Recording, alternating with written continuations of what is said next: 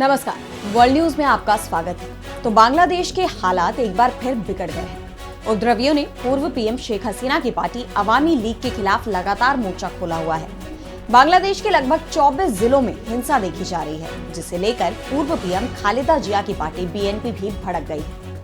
हिंदुस्तान ने भी इस पर चिंता जाहिर की है। वहीं यूनुस सरकार ने शेख हसीना के हिंदुस्तान से भाषण पर आपत्ति जताई है। तो फिर हिंसा की चपेट में आया बांग्लादेश, इस पर हम करेंगे विस्तार से चर्चा। लेकिन आइए जरा उन खबरों को भी देख लें जिन पर आगे होगी बात। ट्रंप को कोर्ट से एक और झटका। अमेरिकी राष्ट्रपति ने इंटरनेशनल क्रिमिनल कोर्ट पर लगाया प्रतिबंध। म्यांमार में जुंटा को झटका। अराकान आर्मी ने 6 टाउनशिप को हथियाया। और चलते चलते में देखेंगे भूकंप के झटकों से ग्रस्त ग्रीस में लगा आपातकाल। तो बांग्लादेश में हालात एक बार फिर बेकाबू होते नजर आ रहे हैं। पिछली बार भड़की हिंसा ने देश में शेख हसीना सरकार का तख्ता पलट कर दिया। ऐसे में सवाल उठ रहे हैं कि क्या इस बार ये तलवार यूनुस सरकार पर लटक रही है। वैसे तो मोहम्मद यूनुस के सत्ता में आने के बाद से ही बांग्लादेश के हालात उनके नियंत्रण से बाहर नजर आ रहे हैं, लेकिन 5 फरवरी की रात भड़की हिंसा ने पूरे देश को अशांत कर दिया है। पूरे देश में विपक्षी नेताओं के खिलाफ क्रूर अभियान चलाया जा रहा है। बांग्लादेश के कम से कम 24 जिलों में शेख हसीना की अवामी लीग पार्टी के कार्यकर्ताओं के घरों पर हमला किया गया, उनके घरों को फूंक दिया गया। इसके अलावा बांग्लादेश की आजादी के लिए संघर्ष करने वाले बोंगो बंधु शेख मुजीबुर रहमान की कई प्रतिमाओं को भी ध्वस्त कर दिया गया। इससे पहले शेख मुजीब के धनमंडी 32 स्थित आवास को ध्वस्त कर दिया गया था। और अब इस भीड़ ने नोआखली के कंपानीगंज में अवामी लीग के महासचिव और पूर्व सड़क परिवहन और पुल मंत्री ओबैदुल कादर के घर को भी आग के हवाले कर दिया। घटनाक्रम को लेकर अवामी लीग तो भड़की हुई है ही। पूर्व पीएम शेख हसीना ने हिंदुस्तान से ही बयान जारी करते हुए इसकी कड़ी निंदा की थी। वहीं अब बीएनपी भी भड़क गई है। पूर्व पीएम खालिदा जिया की पार्टी बीएनपी ने शेख मुजीबुर रहमान के निवास की विध्वंस कार्यवाही को लोकतंत्र के खिलाफ साजिश बताया।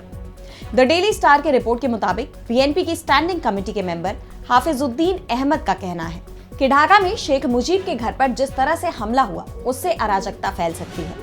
ये कार्रवाई लोकतंत्र को कमजोर करने की एक सुनियोजित साजिश हो सकती है। इस तरह की घटनाएं देश में अस्थिरता पैदा कर सकती हैं, जिससे लोकतांत्रिक प्रक्रियाओं पर गलत प्रभाव पड़ेगा। ये घटना लोकतंत्र के लिए खतरा है। इसकी जांच होनी चाहिए और दोषियों को सजा मिलनी चाहिए। हिंदुस्तान ने भी बोंगो बंधु के घर को ध्वस्त करने की इस घटना की कड़ी निंदा की। विदेश मंत्रालय ने बयान जारी करते हुए बोंगो बंधु के घर को बांग्लादेश के इतिहास में काफी अहम बताया। हिंदुस्तान की तरफ से ये प्रतिक्रिया ऐसे वक्त पर आई है जब शेख हसीना के भाषण पर बांग्लादेश ने हिंदुस्तानी राजदूत को विरोध पत्र सौंपा। यूनुस सरकार ने शीर्ष राजनयिक को बुलाकर कहा कि शेख हसीना हिंदुस्तान में रहकर झूठे और मनगढ़ंत बयान दे रही है। छात्र आंदोलन का चेहरा रह चुके और अब सूचना प्रसारण मंत्री बन चुके नाहिद इस्लाम ने भी इस पर आपत्ति जताई है।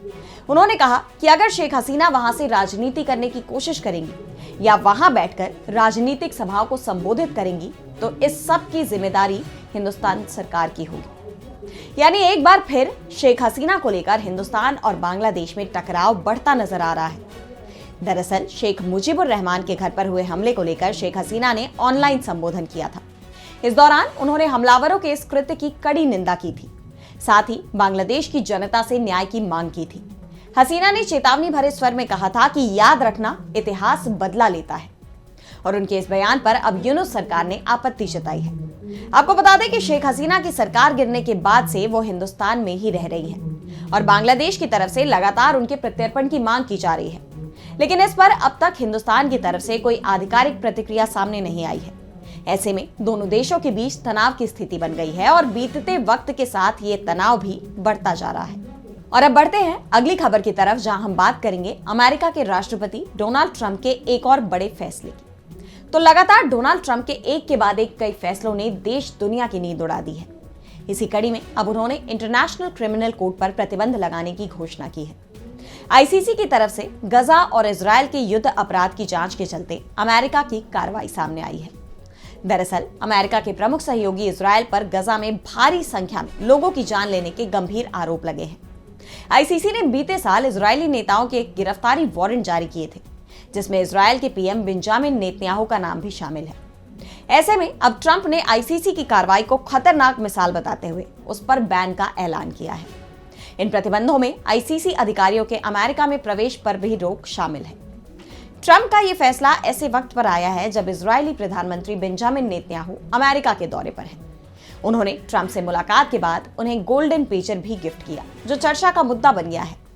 दरअसल लेबनान में हुए पेजर ब्लास्ट के बाद से ही पेजर सुर्खियों में बने हुए हैं।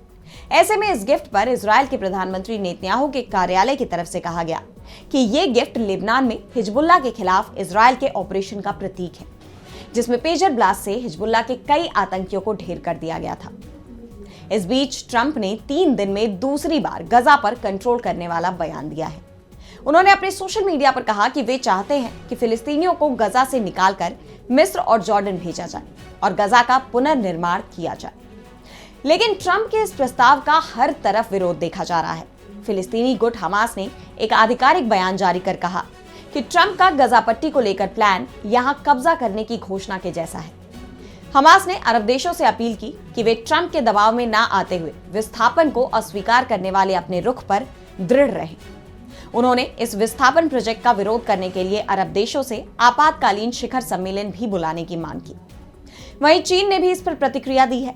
अल जजीरा से बात करते हुए चीन के संयुक्त राष्ट्र के राजदूत फूकांग ने कहा कि आपने देखा होगा कि अरब देशों ने इस प्रस्ताव को अस्वीकार कर दिया है। जहां तक चीन का सवाल है, हम फिलिस्तीनी कब्जे वाले क्षेत्रों की जनसांख्यिकी को बदलने के किसी भी कोशिश का विरोध करते हैं। यानी चीन ने भी साफ तौर पर ट्रंप के प्लान का विरोध किया है। इस बीच डोनाल्ड ट्रंप को अमेरिकी कोर्ट से बड़ा झटका लगा है। उनके एक और फैसले पर कोर्ट ने रोक लगा दी है। एक संघीय जज ने राष्ट्रपति ट्रंप की बाय आउट योजना पर अस्थायी रोक लगा दी, जिसके तहत वित्तीय प्रोत्साहन देकर संघीय कर्मचारियों से इस्तीफों की मांग की गई थी। कोर्ट का यह फैसला मध्यरात्रि की उस अंतिम समय सीमा से कुछ ही घंटे पहले आया जब संघीय कर्मचारियों को इस योजना के तहत इस्तीफे देने थे। हालांकि अमेरिकी जिला जज ने ट्रंप प्रशासन की इस योजना की वैधानिकता पर कोई राय व्यक्त नहीं की, लेकिन उनके इस फैसले को ट्रंप के लिए बड़े झटके के रूप में देखा जा रहा है, क्योंकि इससे पहले भी ट्रंप के फैसलों पर कोर्ट रोक लगा चुका है, जिनमें बर्थराइट सिटीजनशिप रद्द करना शामिल है। और अब अगली खबर में बात करेंगे म्यांमार में जुंटा शासन को लगे झटके की। तो म्यांमार में लगातार विद्रोही गुटों का कब्जा बढ़ता जा रहा है। ऐसे में जुंटा यानी सैन्य शासन की टेंशन बढ़ती नजर आ रही है। रिसर्च ग्रुप न्यान लिनथेट एनालिटिका के मुताबिक बीते साल दिसंबर में विद्रोहियों ने 6 टाउनशिप को जुंटा से छीन लिया है और एक क्षेत्रीय कमांड मुख्यालय पर भी कब्जा कर लिया है। दरअसल म्यांमार में कई सशस्त्र विद्रोही समूह सैन्य शासन जुंटा से लड़ रहे हैं। इसमें अराकान आर्मी की भूमिका प्रमुख मानी जाती है। अराकान आर्मी ने पश्चिम म्यांमार के राखीन राज्य के अपने गढ़ में 4 टाउनशिप मोंगडा, एन, ग्वा और ताउनगुप पर कब्जा कर लिया है। जुंटा को नया झटका देते हुए अराकान आर्मी ने एन शहर में जुंटा की पश्चिमी सैन्य कमान को हरा दिया। अराकान आर्मी ने जुंटा की सेना के सैकड़ों सैनिकों को बंदी भी बना लिया। यानी देखा जाए तो इस लड़ाई में विद्रोही गुट को अहम बढ़त मिलती जा रही है। द इरावडी की रिपोर्ट के मुताबिक नवंबर 2023 में अपने पश्चिमी म्यांमार अभियान की शुरुआत के बाद से अराकान आर्मी ने रखाइन राज्य की 17 में से 14 टाउनशिप और पालेतवा टाउनशिप पर कब्जा कर लिया और फिलहाल वो रखाइन की राजधानी सितवे की तरफ बढ़ रहे हैं। इससे अराकान आर्मी और सैन्य शासन के बीच सितवे टाउनशिप में संघर्ष बढ़ गया है।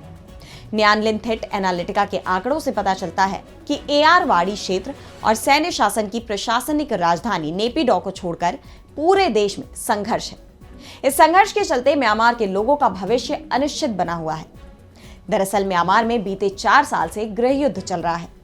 म्यांमार में जुंटा कहने वाले सैन्य शासक और विद्रोही गुट आमने सामने हैं। जुंटा सेना को बीते कुछ वक्त में सशस्त्र विद्रोही गुटों के सामने हार का सामना करना पड़ा। म्यांमार में सेना के घटते नियंत्रण और अराकान आर्मी जैसे विद्रोही गुटों के मजबूत होने से युद्ध के मैदान की स्थिति बदल रही है। एक्सपर्ट्स का कहना है कि जिस तरह से म्यांमार में विद्रोही गुट आगे बढ़ रहे हैं, उससे राजधानी तक भी वो जल्दी ही पहुंच सकते हैं। यानी म्यांमार में एक और तख्ता पलट नजदीक है।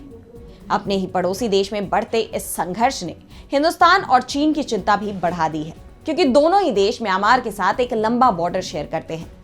ऐसे में वहां के हालात का असर इस संघर्ष की आंच सीमा के इस पार ना पहुंचे, इसे लेकर इन देशों में चिंता देखी जा रही है।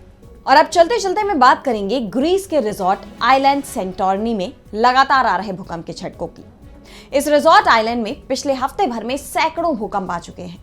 रिक्टर स्केल पर 5.2 की तीव्रता का भूकंप आने के बाद ग्रीस सरकार को मजबूरन वहां इमरजेंसी घोषित करनी पड़ी। बता दें कि सेंटोरिनी 31 दिसंबर 2024 से ही लगातार भूकंप के झटके झेल रहा है और ये सिलसिला अब तक नहीं थमा।